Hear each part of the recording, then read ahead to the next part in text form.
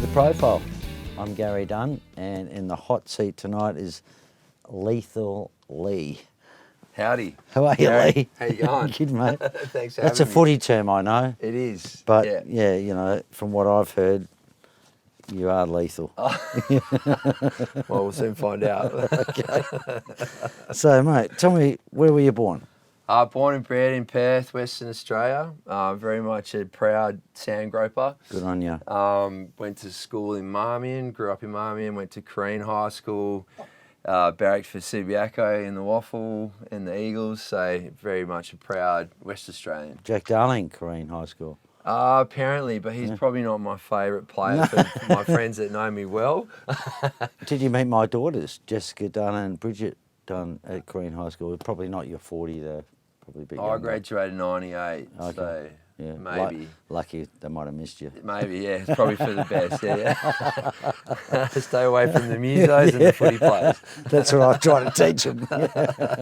Hey, what instruments do you play, Leigh? So I'm predominantly a bass player. I Yep. play bass guitar and double bass. It's pretty much all I've really played most of my life.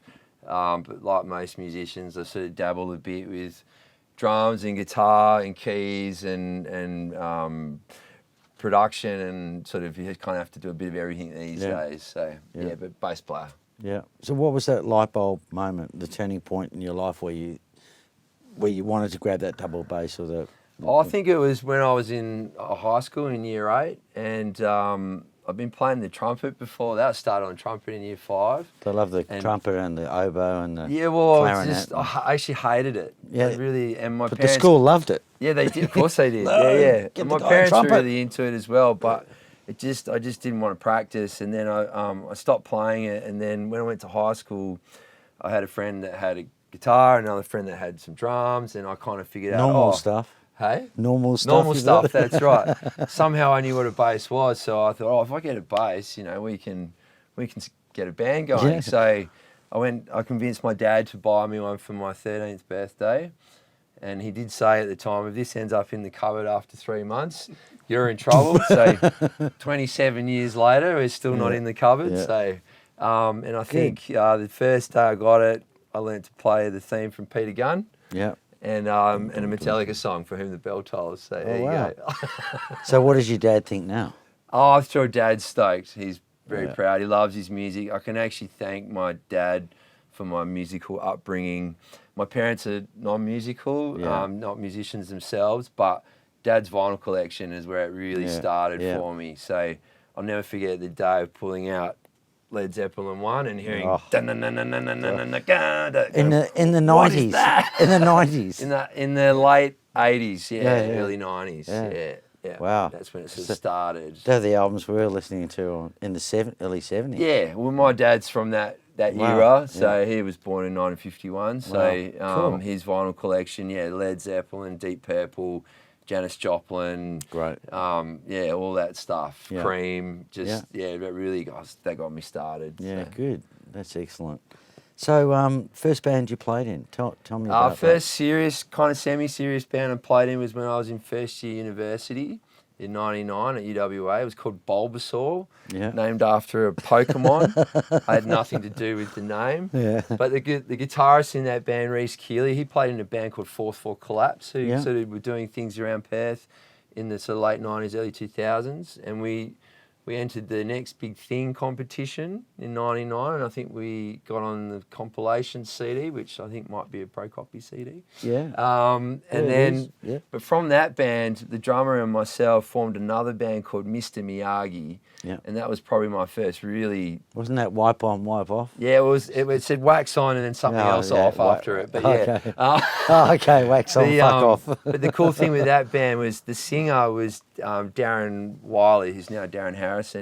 He was the bar manager at the Grosvenor Hotel, Right. from I think sort of late 90s, and then when the owner of the Grosvenor, Kevin, moved to the Rosemount and took over the Rosemount, Darren went with him, so he was the bar manager at both those venues, and they were really good times for me because I actually made a lot of my kind of WA music industry contacts during that time. Wow. A lot of the bands that were playing at that time went on to become big famous rock stars. I'm talking like your Carnivals and your Gyroscopes and your Jebediahs and, you know, all these Sleepy Jacksons and all these sort of bands were playing at the Grosvenor front room all the time, and you pay $5 to see. Now they're all mega stars. Yeah, so, yeah. So Bulbasaur, it says here we're a kind of speed funk rock band, kind of like a mashup of Red Hot Chili Peppers. No, that's Mr. Miyagi. That's Mr. Miyagi. Okay. Yeah. See, it was kind of like, you know, we were supercharged, early 20-somethings. Originals? Yeah, all originals. Yeah. All originals, yeah. It's very much sort of a Chili Peppers, played at breakneck speed and funk band and a bit of rock, and it sort of started to get a bit heavy towards the latter stage of that band, and it was great. We did a few supports and bands like Area 7 and played at the Grosvenor all the time, the Rosemount all the time, was part of that kind of scene for a while. And then I kind of threw it all away and packed my bags and moved to Canberra to study classical music on the double bass. Wow. Wow. So as you do, right? So it kind of ended the band actually, but obvious move. Yeah, because I was playing double bass at the time as well, and sort of fell in love with playing in orchestras, and then that kind of became me for the next decade. I moved over east to do that. So You're still playing double bass? Still playing, yeah. What are the calluses on your left hand? They're there. Yeah. They're still happening, which means I'm working. So, I think it kind of got into my mind earlier on, probably from the influence from my parents as well, that if I pursued a career in classical music on the double bass, got a job in an orchestra, that's kind of a safe way of, you know, making a living, but still also very enjoyable way of making a living. And I kind of really went for that up until my mid-20s, where I kind of then realised, actually, no, I'm a band guy. Yeah. I want to play. So how long did that last? Was it? I started playing double bass when I was 16. And then I graduated from my degree in Canberra at the ANU when I was 26. So a good 10 years. Yeah. And then I kind of got bummed out with it, and then started focusing on electric again. Yeah. We were talking off air before, and I interviewed a lady called Jill Mosen recently, and her husband John Mosen was the most famous and popular double bass orchestra player in Australia. Yeah, that's correct. Yeah. Do you know John, or not personally, but I definitely know of him. Yeah. So it's another connection. This show's got so many connections. Yeah. So what are the other bands you played in? Tell me. Okay, so probably in Perth. So it's the kind of the beauty of being a bass player. There's a lot less people to compete with for work. Because who wants to be a bass player? No, did I say that? I think that. Well, it's funny. If I had my time again, I'd probably be a drummer, just because drums are so great. Yeah. But look, I think I picked the right instrument. So I've been really lucky to play in a lot of bands in Perth. Yeah. Particularly since I moved back to Perth in 2017 after spending some time overseas. Yeah. I played with Slim Jim and the Fats. That's true. You made it. No, that's it, isn't it? No, that's a pinnacle. Yeah. That's a wrap. That's a wrap. Okay, let's finish. No, Jamie's great. Absolutely. He's a dear friend. Wonderful guy. And it was great to play with him and work with him, and we're still mates. And it was a good fun with the Fats. But probably my most well-known band I play with is Videlli. Yep.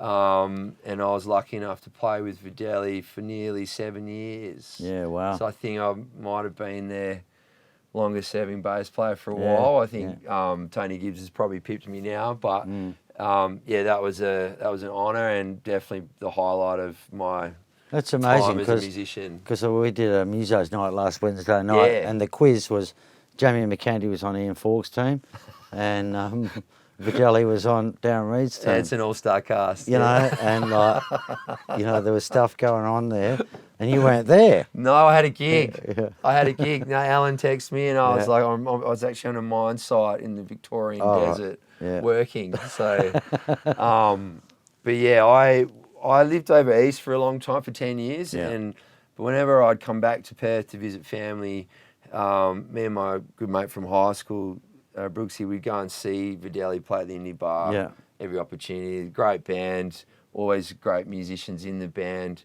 So I was a big fan of the band for a long time before I actually joined. Yeah. And the opportunity came up when I was 29 in 2010. And it was a dream come true actually to be in a band with two guys I really looked up to and respected. Yeah. And then spent the next 6.5, 7 years playing with them. It was Isn't that fantastic. great? Yeah, it was great. You're living your dream. Yeah, very much so. And we and Michael and I ended up living in Germany together for just under 3 years too. Got any good stories? I've got lots of good stories, but none I can really share with you. But from a musical point of view, probably a couple of the highlights were playing at the Sweden Rock Festival. We played in 2012. There was like 5 stages, and the stage that we were on was a smaller stage, was facing the main stage, and on the main stage was Lynyrd Skynyrd, and then we played, and then Motley Crue played, so that was sort of cool. Wow.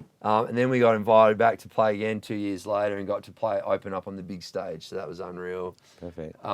We made friends with Matthias Yabs from the Scorpions. Yes. And got to... That's who I grew up on. Yeah. Well, we did a gig in his guitar shop in Munich. Wow. He invited us to come and play at the shop, and we played Rocky Like a Hurricane with him, and then he actually learnt 3 Videlli songs and played with us, and that was really cool. Yeah. We got to play in London at the famous 100 Club. Yeah. Where, Clapton and Beck and everyone played there in the 60s, and it's still going. And they have a blues night on a Tuesday. We did that a couple of times. And we've got one in Perth as well. Yeah, I know. I've been to that one too. It's great.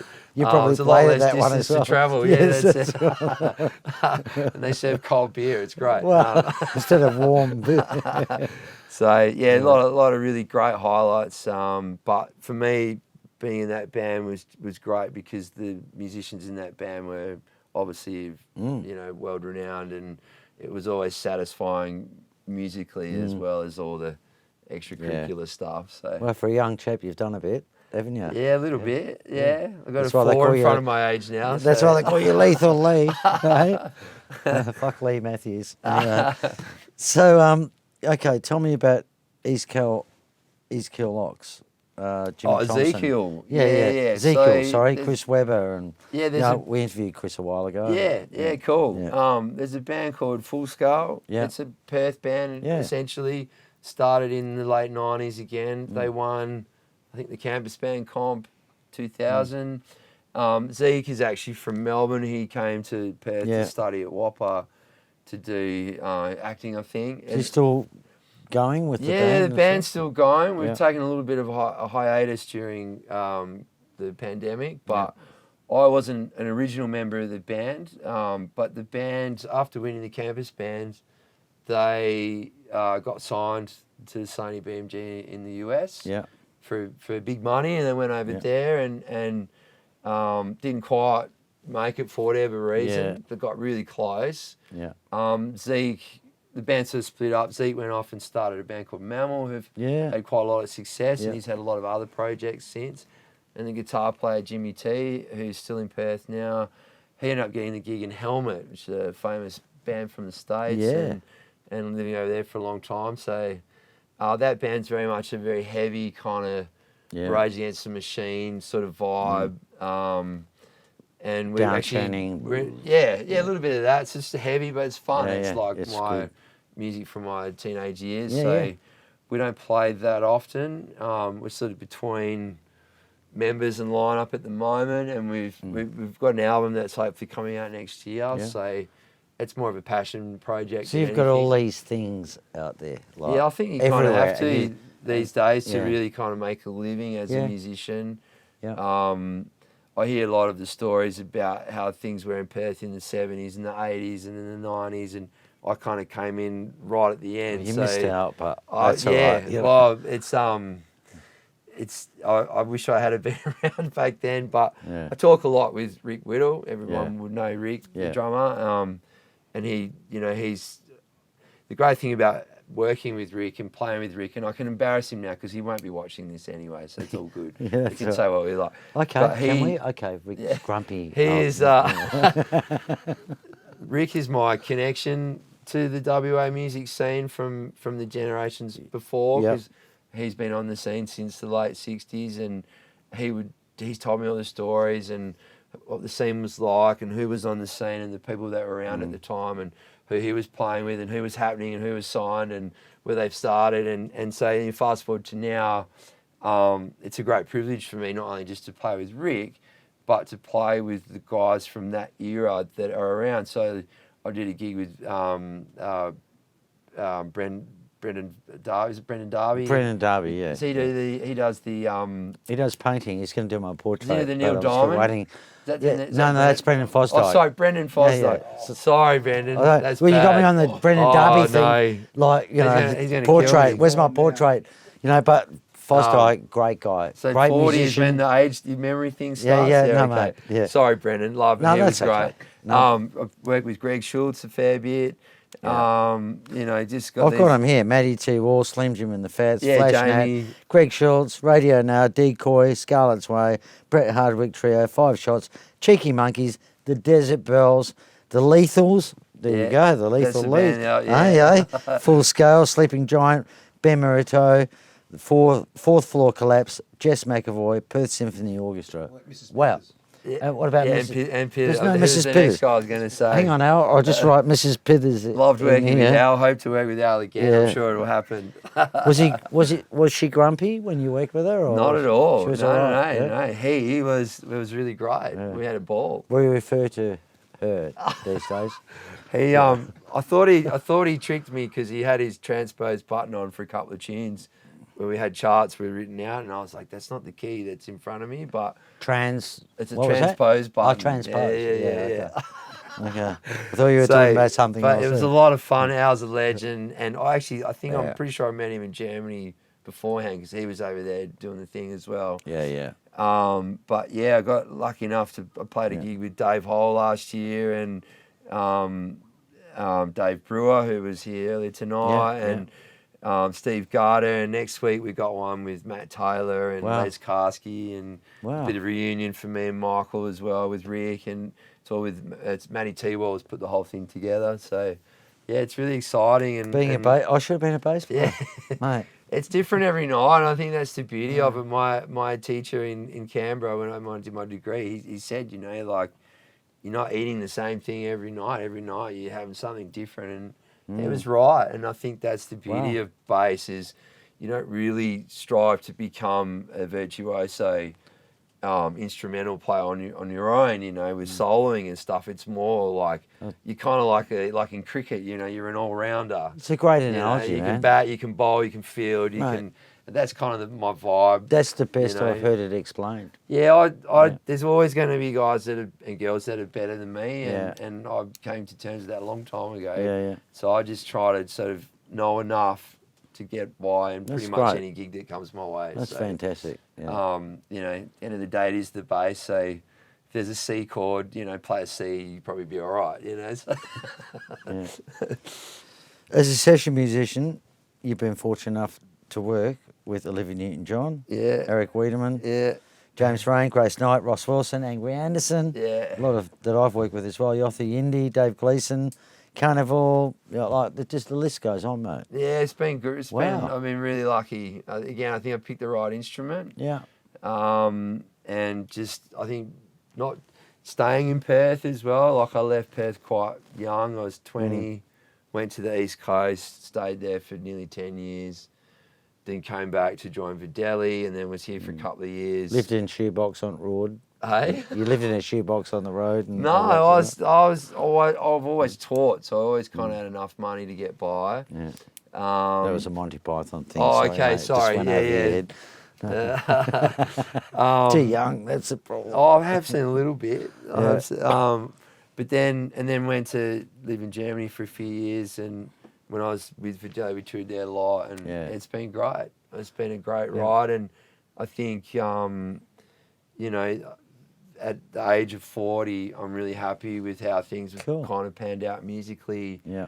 I don't really feel like there's any, yearning things that I haven't done yet. I've kind of achieved everything. Well, I someone wanted to told me achieve. the only thing you really want to do is come on the profile. So, That's right. Here I am, and here So you are as well. It's like that's it. you're living the dream. Can you So- tell me about this bass? Oh you yeah, brought with yeah. I you, or- brought my bass in because I Excuse wasn't me. sure what we were going to talk about, but I You just want to talk about how many frets are on the Well, Stingray? I'm or- so sick of listening to guitar players talk about the guitars, so I thought I'd bring in a bass for the two bass players that might be out there watching. But this bass, it's just really special to me. It's my number one. It's a late '80s Music Man Stingray, just a standard 5-string bass. It's got the bird's eye maple wood. It's really heavy. When I went to Canberra to study at the Australian National University, I went there to study classical with Max McBride, who's world famous double bass player. But while I was there was a guy by the name of Eric AJ, who is from LA, and he was teaching in the jazz school. You may have heard of him because Mike Nelson has a duo with Eric. Yes. Because Mike was teaching in Canberra when I first went over there to do my degree. And Eric he was one of the top session guys in LA. It's the 70s, 80s and 90s. So he played with Chaka Khan, Taj Mahal, Barry White, the Pointer Sisters, Freddie Hubbard, the famous jazz trumpeter. The list goes on. So this was his bass. Wow. And when I started in first year uni, I went there to study classical, but I had to make up electives. So I found out about Eric and crossed over to the jazz school and went to find him. He wasn't actually there, so I wrote him a little letter. Just said, "Hey man, I'm Leigh. I'm from Perth, and I'd like to study with you." And I think he said no at first, but then I sort of met him again and sort of handed him, and he went, "Yeah, cool, come and play for me." And then he said, "Yeah, I'll teach you." And but I only had like an old red Washburn bass, and I think I needed to get a proper bass. You can't use that, man. I mean, he didn't say that, but it did happen to coincide with him wanting to sell this bass at the time because he was pretty much just playing upright at that stage. So Leo Fender started that company. That's right. That's true. Yeah, that is correct. Yeah. Thank God they did. So because Music Man basses just work in everything. So Eric was selling it. So I think we did a swap. I gave him a double. He gave me this, and I think I gave him a bit of cash, and I think I've played nearly every gig on it since, and that was 2002. Wow. So have you had a fret level or?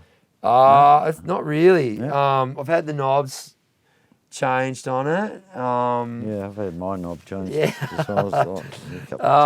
Because Eric actually had put his own custom knobs on it as well. So it kind of looked like they'd come off a gas stove actually. But has Videlli had his knob on that as well? I don't think so.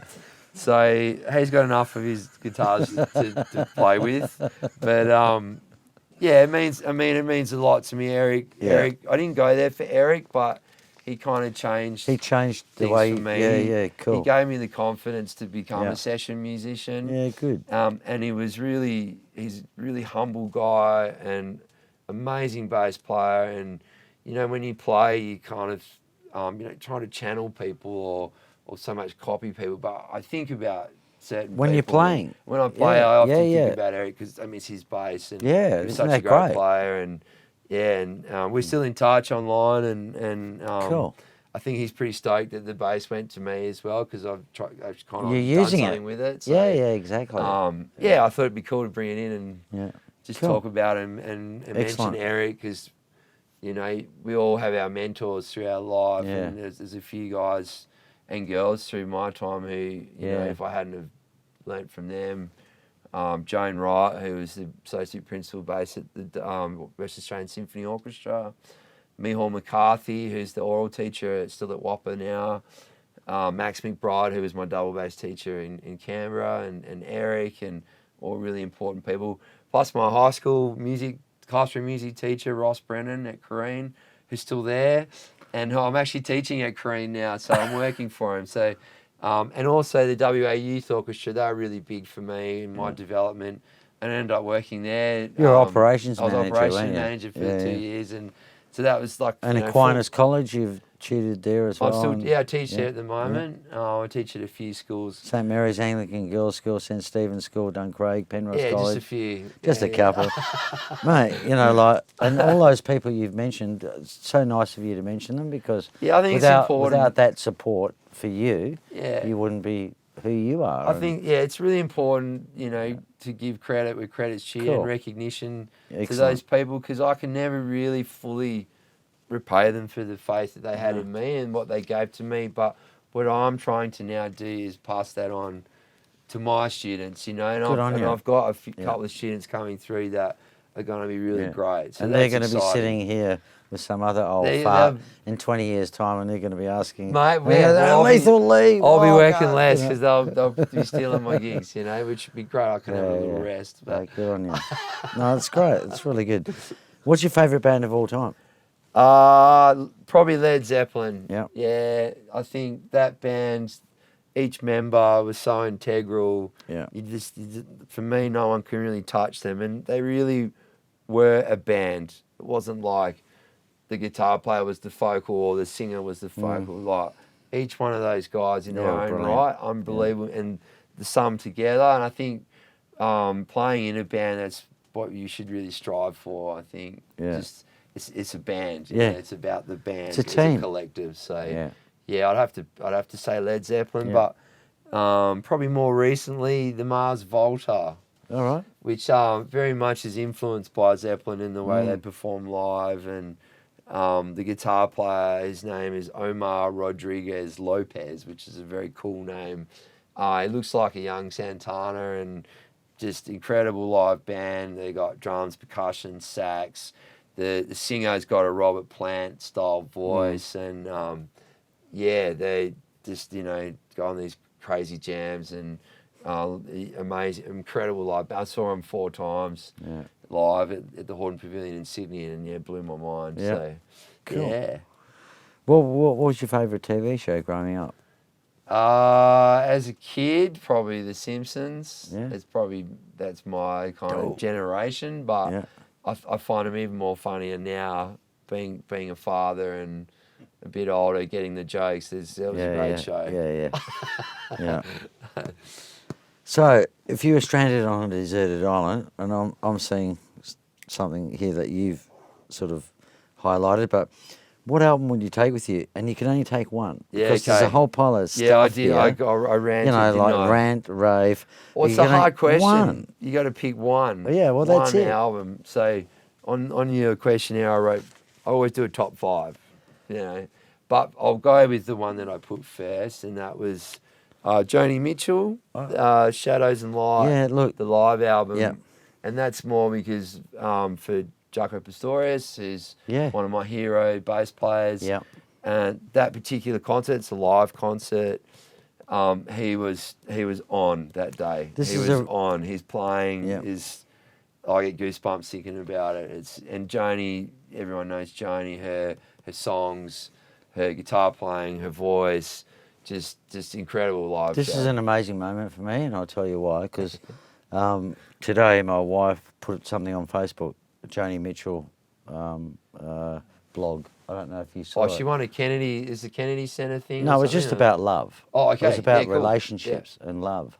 And and my wife said, "Have you seen Facebook?" When I got up this morning, I said, "Well, no, I'll have coffee first." But I read it, and I cried because she put it up for us, and it was just so profound about relationships and how you people they want to move on to the next thing and the next thing and the next thing, but if you stick with the I'll actually send it to you. Yeah, cool. And it's just profound that that was this morning, and you're telling me that. And it's the first time I've heard anyone say Joni Mitchell on this question, and it's amazing. Yeah, when I checked out Jaco, when you find someone you really love, you go and find what they've done, and then you had a big collaboration with Joni Mitchell on a number of albums. The Mingus album, and I think it was 70s. And she looks so, today, the way she looks, just like a grey-haired grandmother, just beautiful, just solemn and natural, and yeah, just oozes life. And what she said, I'll send it to you. It's That'd be great. absolutely amazing. Yeah, that album, Yeah. I'll never get tired of that Yeah, album. yeah. And it Fantastic. makes me feel good, you Yeah, know. yeah. So. Put up a parking lot. That's right. What unfulfilled ambitions do you have? Do you have anything that you? Musically, I think I sort of said, I've been really lucky up to this point in my time that I have kind of achieved everything that I wanted to do musically. You haven't played with Al's Big Capri, or you haven't? Not yet. No. Not yet. There could be a reunion coming up. You know. Yeah, cool. You know. Well, I'm cheap and I'm easy, so it's all Yeah, good. Yeah, I'll play with cheap. anyone. That's why. That's why you're getting so much work. Yeah, no, anything now is a bonus, but it's certainly the fire is still there. I've got a lot of really good projects on the go at the moment. Yeah. One in particular is the Matty T-Wild Band. Yep. We're actually recording a live album tomorrow. We're going to do a double album in January.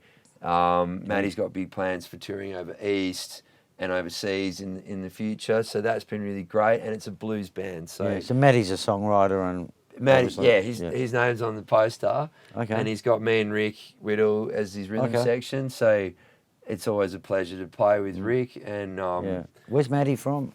Matty's from Perth. Yeah. Yep. He's been on the scene for a while. Yeah. But he has. I've been hiding under a rock. No, that's Sorry, good. Matty. That's all right. It's worthwhile checking out for those who are into blues. Especially in Perth, there's really a thriving blues scene. In Perth, absolutely.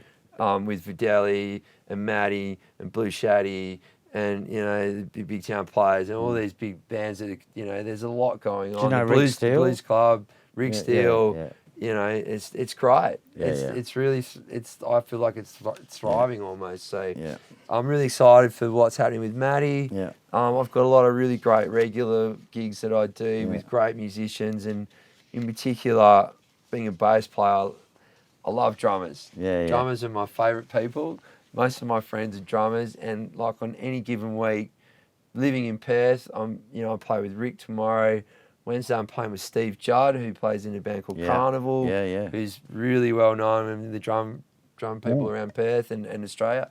And then Thursday, I'm playing with Mike Haggerty Jr. Friday, I got Wayne Antioch. I'm spoiled. I'm really spoiled. So played with some of those guys. Yeah. Today, you sent an email saying you couldn't get here till later because your kids. Yes. Right. Yes. Tell me about that part of your life and how old are your kids and sure, I'd your love babysitting to. and Yeah, I'd love to. Yeah. So I met my wife Andrea at the Indie Bar at a Videli gig. Yeah. And we hit it off straight away, and then I took off back to Europe for a year, and she stayed here, and we caught up a couple of times throughout the year, and then we came back the following summer to play in Perth again and do a 3-month stint at the Indie Bar, and anyway, we fell pregnant, and so you too. Not to Andrea, and so I had to unfortunately finish up my time in the band, but it was the right thing to do, and so I came home to become a father, and good on you. Ever since then it's been great. I've been blessed to meet her because, as a lot of my musician friends will know, it's really hard to sustain a long-term relationship doing what we do, the hours that we have to do, the level of commitment that's required. So I find myself being really, really blessed to meet somebody who's non-musical but totally gets the whole muso vibe and supports me 100%. I'm really lucky. So she's a sweetheart, and I wish I could spend more time with her, and I will. But at the moment with our children, we've got 2 boys, Ethan, who's 4, and Lucas, who's 18 months. We got bills cut out today. we got bills to pay. We all got mortgage. And so if I can do that with my bass guitar, that's the level of success that I strive for. Yeah. I don't have to do anything else, so that's really cool. And that's not so easy in the 21st century to do that. as perhaps it might have been maybe in the 70s or 80s. It wasn't, because fundamentally what you're saying is very similar to my story, and I don't want to take anything away from what not you're at saying. all. Yeah. But yeah, I've got a wife the same. And, Yeah. she was pregnant and I was away, you know, and my dad said, you got to come home. Yeah. And, Yeah. and that was worth more than anything, just Sure. for the whole experience of life and family. Yeah. Which is a major thing. And I'm blessed like you. And it's great to hear you say that. Cause, Yeah, it's really important because I don't like. She supports me as well, and it's and It's great. I'll leave the house and she go have a great gig. Yeah. See you when you get home. You know, there's no chick stress. No, I'm the same. I have So and like I can't wait to get home. You know, it's really that's wonderful changed to for hear me, that. and it's I'm blessed. So It's a beautiful story, because a lot of musicians that I've known, and I won't mention any names, obviously, have gone to the other side, if you know what I mean. They play around or whatever they do, but as far as I was concerned, it was I was kind of taught and told that you can't really have it all, but I'm trying my hardest to have it all. I've got to work better on the life balance a little bit. Because I've do a lot of gigs. Because you're always in a level of shit, no matter what. Not so much Stretching that. from It's one to- just I should give her some more time. Yeah. And I want to. It's just I'm a junkie for music. Yeah. So and it pays my bills. So It's never going to end, No. because I'm 62 next month, and I'm playing with Darren Reed. Yeah, man. More gigs Yeah, than hey, I want Darren. to play. More gigs.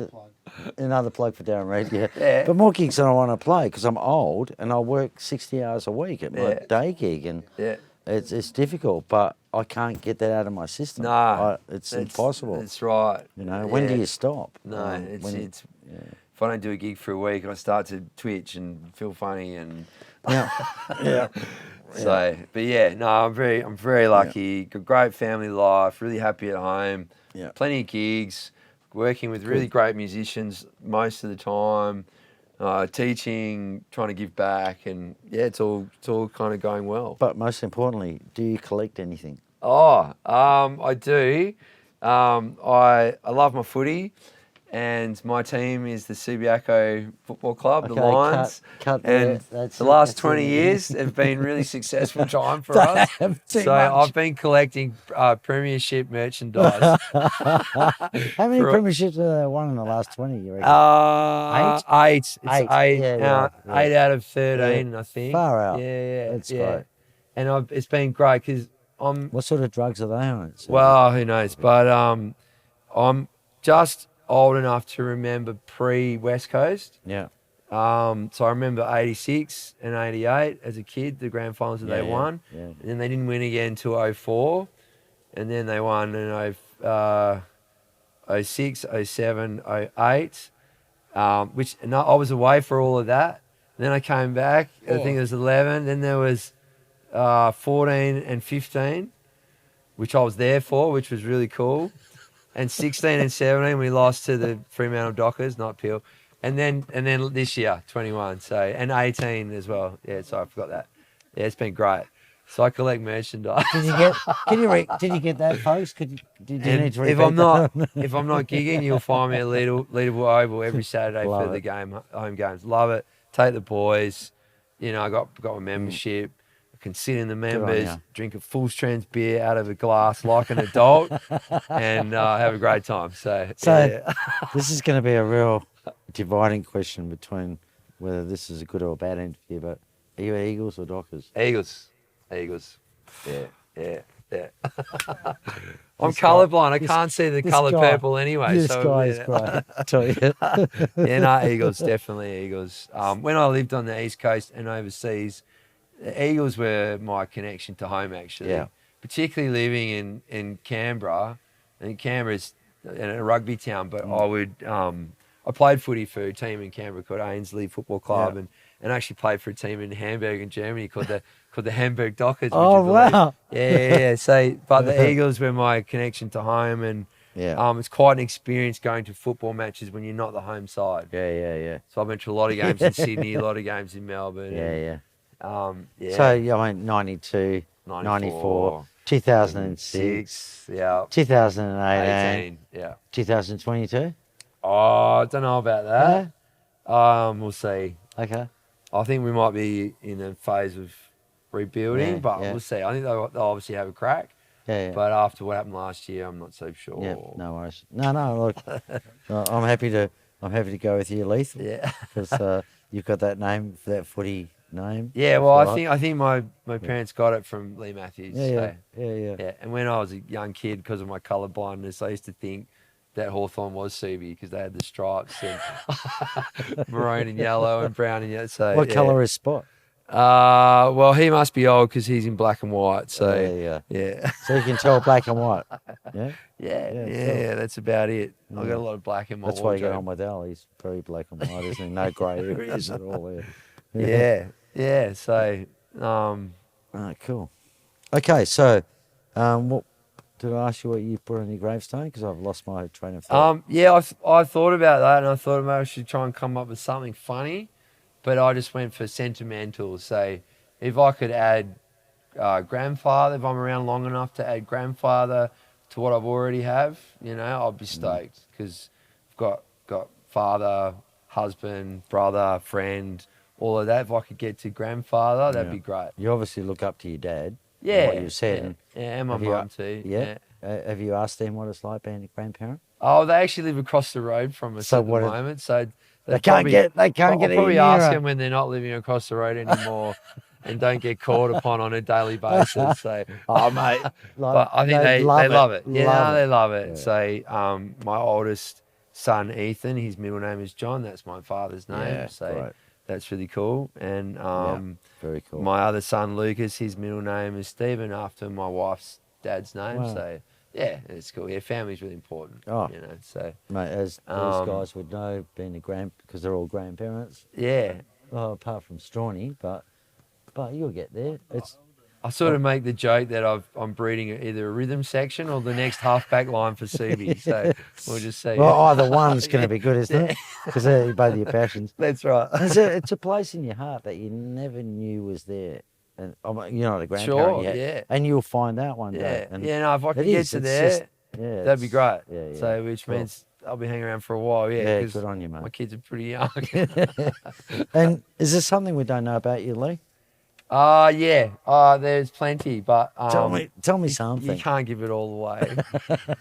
So, I suppose, going with the football thing, playing AFL in Germany for the Hamburg Dockers, wearing the Dockers uniform, but being an Eagles man was quite funny. Yeah. So you're actually talking to a Dockers premiership player.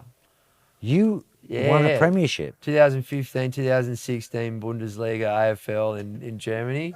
Was there an Eagles team? No, we played. That's probably why. So in 2015 we beat the Munich Kangaroos. Wow. Which is like the North Melbourne Far uniform. out. The following year was the Berlin Crocodiles. So how many people go to games? Pretty much the blokes that are playing and their better halves and some that's friends, it. and that's about they it. got about 20 people in the audience. There's a comp set up by Aussie expats. Wow. And every major city in Germany had a team. That's something I've just learned. So it was like kind of going on tour. So on Saturday morning I'd jump in a van and we'd drive, sometimes from Hamburg we would drive 5 hours to Frankfurt, play a game of footy, drive back. Did Videlli play like plugger? No. He's the same sort of look, isn't he? He was invited, but I think he'd long time Can you retired. imagine him like plugger, like just going up for that? Well, Michael was quite the footballer when he was at school. Yeah. Yeah, he really was. Yeah. So I think he would have been great in the forward line, but I think he kind of went, nah. Yeah. So that's a typical he footy did come thing, watch me play a couple of times. Yeah, so that was cool. But I think because he's a mad Dockers fan. Oh, mate. So I think it kind of Such killed a him pain. that I won 2 premierships with the Dockers. And his old know man, Basil, who's a mad Dockers fan as well. And look, I've got a purple pen. That's probably the only time the Dockers have ever won or will win anything. Yeah, when Possibly. we were actually sponsored Possibly. by Freo sponsored us, and when we won in 2015, they put it on their Facebook page, and it had like 10,000 likes. Really? Yeah. They've got So- nothing better to do. No, probably not. I don't Yeah. know. Empty trophy cabinet, all that stuff. But Yeah. no, it was great. I mean, you know, it's like anywhere when you move to a new city, and I've done it 2 times now, and you don't know anyone, you join a band or a footy team. All of a sudden, you got 30 mates, and a lot of the guys in that team, a few of them were from Perth, who had moved to Germany because they had a German parent or they had a German wife Yeah. or girlfriend, and it was great. It was really good socially, and it's a good escapism for me because it's music. I sleep, I dream about it, I breathe it, I live it, and then just to go and play footy and have some beers and just, you know, not talk about music Yeah. it was great. Did it slightly embarrass you? Wearing the Was there any Dockers, embarrassment at all? wearing the Dockers uniform, yes. Yeah. But I kind of got a kick out of the fact that we won the Yeah, yeah. premiership. So Yeah, cool. after, but the uniform didn't really matter. It was Maybe you the should mates. go and do an inspirational talk down at the Dockers this year, because you're the only guy who's actually here that's actually won anything. Well, there's a couple. You know They what I mean? drafted a couple of CB go players, down so there they and- might get a bit of success now. You Yeah, never just know. lethal So- Leigh's coming in. They'll think it's Leigh Matthews, but it's actually you who's actually won a premiership, and you know. Yeah, Yeah, I could sit and talk to you all night, mate. Look, yeah, it's been great. Well, Yeah, it's been really cool. thank you so much for coming And, in. yeah, apologies to Brendan for thinking he was the other Brendan. So That's okay. But- Thanks, mate. I really thanks, appreciate Gary. it. Thanks, guys. It's Yeah, yeah. really an honour and a privilege for me to be here. I'm really chuffed. Thank you so much. Yeah, and It's we're, great. we're so happy that you've come in and shared your story with us. Cool. Yep. So, Lethal Leigh, folks, lovely guy, and yeah, join us next week if you want to subscribe to the profile. What is it, Strawny? Profile.show. The profile.show. That's our new thing. So join us and subscribe, and we'll see you next episode. Thank you.